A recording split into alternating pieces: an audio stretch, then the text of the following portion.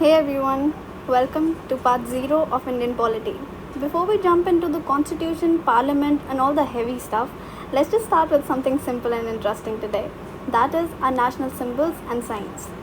These are the things we see every single day. The flag, our anthem, the emblem. But most of us don't really know the full story behind them. In this video, we'll look at these stories, connect them to our freedom struggle and also pick up important exam facts along the way.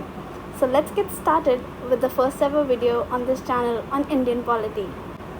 Before we jump into the main facts, let me just tell you that I'll be providing these notes along with a simple quick revision sheet as you can see on the left. So let's get started with our main short notes, starting with the national flag or the Tiranga. This was adopted on the 22nd of July 1947 by the Constituent Assembly. It became the official flag of the Indian Dominion on 15th August 1947. That was when it was first hoisted. Next is the ratio of the flag. That's the ratio of the width and length. That's always 2:3. Next, the colors that we use on our flag as per the Constituent Assembly, not officially in law. That is saffron, white, green, navy blue wheel in the center. Saffron representing courage and sacrifice. White representing peace and truth. Green representing faith and fidelity. And navy blue wheel chakra representing the dharmas. That's the 24 spokes, also known as Dharma Chakra, taken from the Sarnath capital of Ashoka. This represents 24 hours of righteousness. Next is the design inspiration of our national flag. Our national flag was designed by Pingali Venkaya in 1931. It had chakra instead of a chakra initially. Then is the story of our first national flag that was adopted in 1906 in Calcutta. So the story goes between 1904 and 1906 that the first Indian flag came into existence. It was made by an Irish disciple of Swami Vivekananda, also known by Sister Nivedita. Always remember this name, Sister Nivedita. And after some time, this flag came to be known as Sister Nivedita's flag. This flag originally comprised of the colors red and yellow, where red signified the freedom struggle and yellow was the symbol of victory. It also said the words Bonde Mataram on it in Bengali. It also had figures of two gods, Vajra, that is the god of weapons, and Indra, where Vajra represented the strength. It also had a lotus on it representing purity. Next up we have our Flag Code of India 2002. So this flag code was amended in 2021 to allow machine-made polyester flags also. Initially khadi was allowed to be the fabric of our national flag. This was manufactured by Khadi and Village Industries Commission. So in the Flag Code of India 2002, there was a provision that there shall be no restriction on the display of the national flag by the members of general public, private organization or educational organization.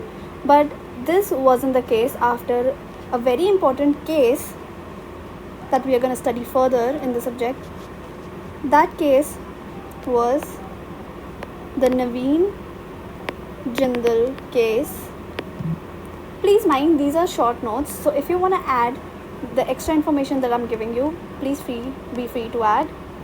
Here is the important case that I was talking about, Naveen Jindal versus Union of India 2002, where citizens were allowed to hoist flag as a fundamental right in the Article 19, Clause 1A.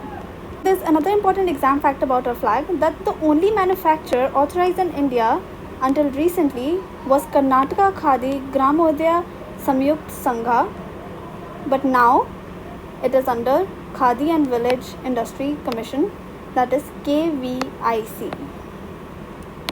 Next up we have our national anthem. We all know Jana Gana Man, written by Rabindranath Tagore in 1911. It was first sung in the Calcutta session of Indian National Congress on 27th December 1911. It was adopted as a national anthem on 24th January 1950. The duration of our national anthem is 52 seconds, whereas we have a shorter version that's of 20 seconds. But this version is the version that we sing everywhere on different occasions. Next up is the language. It was highly Sanskritized Bengali and not Hindi, but later on it was translated to Hindi, also English, by Tagore himself. Some legal protections is Prevention of Insults to National Honor Act 1971, which protects our national anthem. Next, we have the Supreme Court ruling, which is also very important, 2006, that the anthem must be respected but not mandatorily in cinemas. As we all know, before a movie starts, it's not mandatory to stand up when the movie starts and the national anthem is, but out of respect, we all do. There's a fun fact, an exam fact, that there's a difference between national song and national anthem. Anthem is Jan Gan Man, song is Vande Mataram, as we all know. Next up is the Vande Mataram, our national song. This was taken from Anand Math, which was a book by Bankim Chandra Chatterjee in 1882. It was first sung in also Indian National Congress session Calcutta in 1896. Its translation was done by Shri Aurobindo. It was adopted on the same date, 24th January 1950, as our anthem. A fun fact about our national song is only first two stanzas of Vande Mataram are considered the national song and not the whole song. A few facts about Rabindranath Tagore that I want to mention is that he was a poet as well as a painter.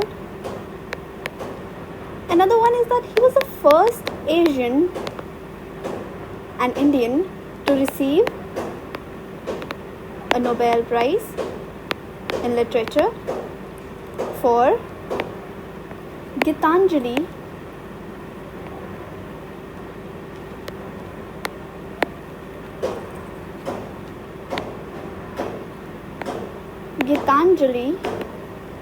which was a collection of poems in 1930. A national emblem was adopted from the lion capital of Ashoka, that is the Sarnath lion capital. It was adopted on the date 26 January 1950. Motto was Satyame Vijayate, as we all know, that is truth alone triumphs, which is taken from Mundaka Upanishad. It can be seen on our currency notes, official documents, as well as our passports. This original pillar had 4 lions, a wheel, bull, horse, and an elephant. Our emblem shows 4 lions. One of them is hidden, that's on the back side, which represent power, courage, confidence, and pride. The base animals on the emblem are horse, that's towards the south, bull facing towards the north, elephant on the east, lion on the west. So these are the guardians in all 4 directions. Ashok Chakra is in the center. A fun fact that the words Satyame Vijayate were added later on and they were not a part of the original lion capital. As we all know, it was taken from Mundaka Upanishad.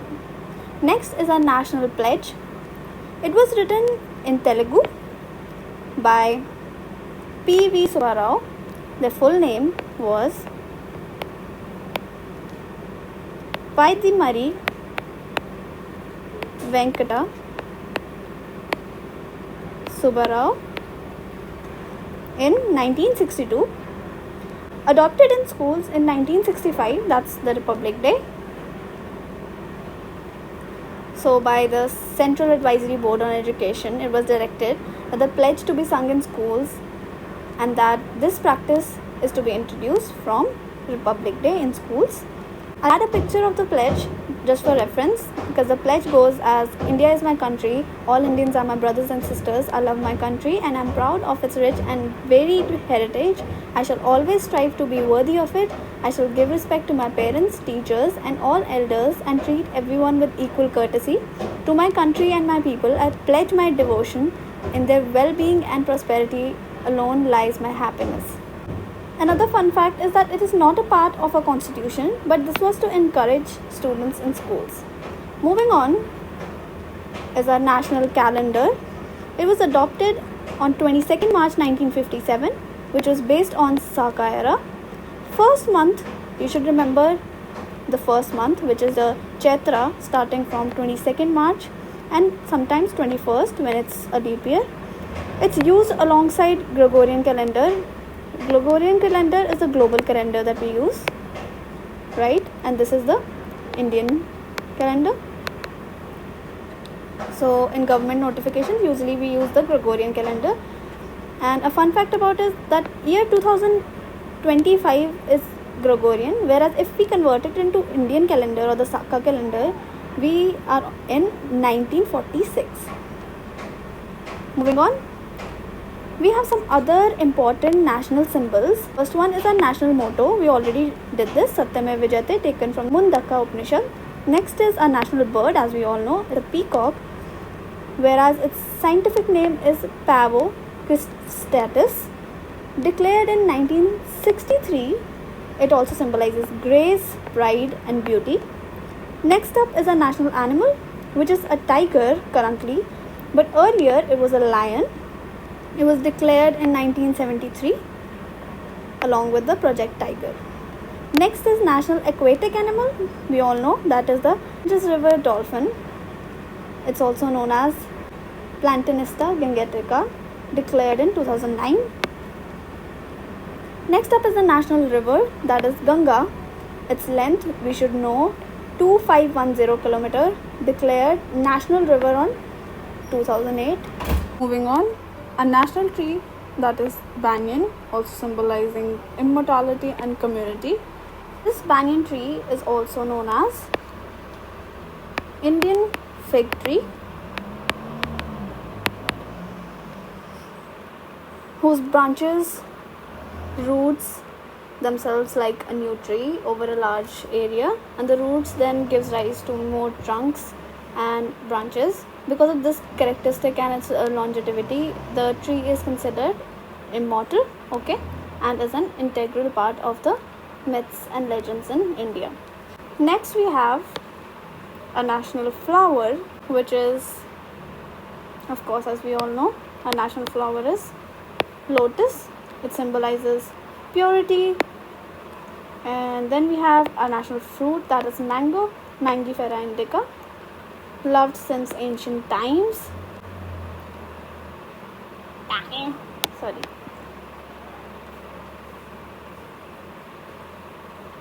Ancient times. So this fruit, let me tell you some more facts about mango, that it is rich in vitamin A, C and D, and in India there are over 100 varieties of mangoes that comes in different sizes, shapes and colors. Mangoes have been cultivated in India since ancient times. So some personalities that have praised mango are Kalidasa. He sang about it in its praise. Alexander.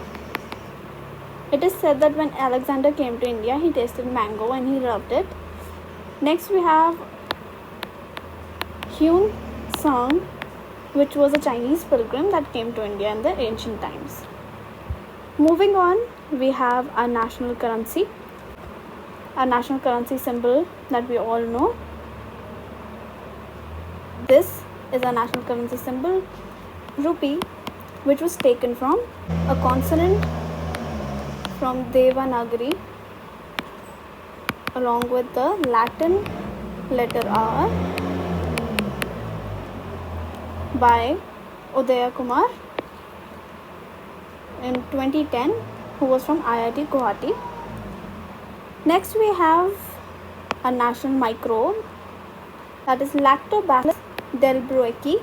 It was declared in 2012 by Hyderabad COP11, that is COP11. Some more information about Lactobacillus is that it's a bacteria and It was actually announced as the national microbe of India by Jayanthi Natarajan,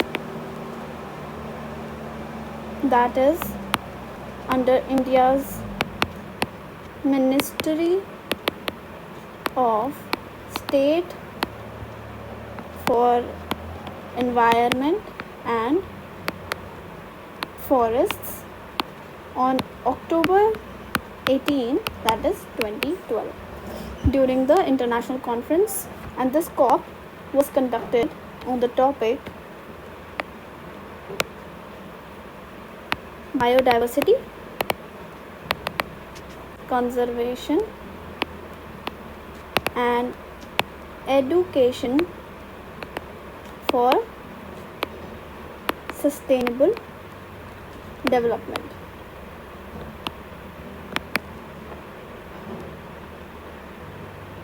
That is, its motto was learning to conserve biodiversity in a rapid changing world, which was held in Hyderabad.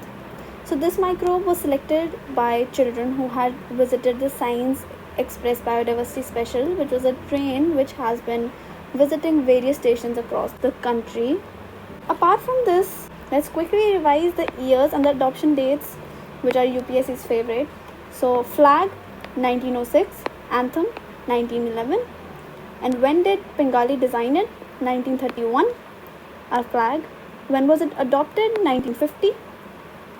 National animal, that is tiger, was announced in 1973. Dolphin in 2009, and a rupee symbol in 2010. Legal protections for a flag and anthem. This act, you shall all remember, Prevention of Insults to National Honor Act 1971. Some hidden details that we have already discussed is that only 2 stanzas of Vande Mataram is recognized. Satyameva Jayate is not actually present on the Ashoka pillar, and Supreme Court's rulings, 2 of them, which is anthems in the cinema hall, we all should remember what it was about, and the flag hoisted by the citizens, which is allowed after which case. Next, we have cross-links with polity. Symbols reflect sovereignty, secularism, cultural heritage, and they're very close to us as citizens. This was all for today's video. As you all know, this is a very short sheet for today's class. You can go through it, you can quickly revise what it's about. This is a quick revision sheet after the class, which you should print out and keep it with you. And you feel free to comment down below, as this is the first video. And that was our quick journey through India's national signs and symbols, the basics that every citizen should know and every aspirant must remember. These are not just facts for exams, but reminders of our identity and heritage. Thank you.